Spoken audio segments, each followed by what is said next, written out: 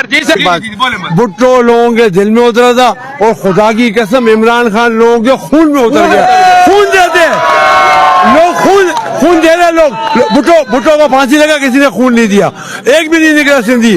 और इसमें लोग अपना खून देते, बोला इधर गोली मारो, बोला ना, फिर बस खत्म, दूसरा बात ही नहीं, दूसरा बात ही नहीं।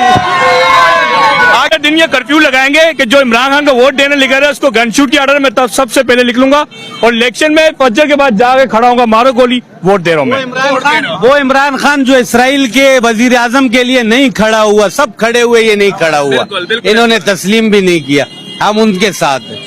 यही तो खौफ है इनको।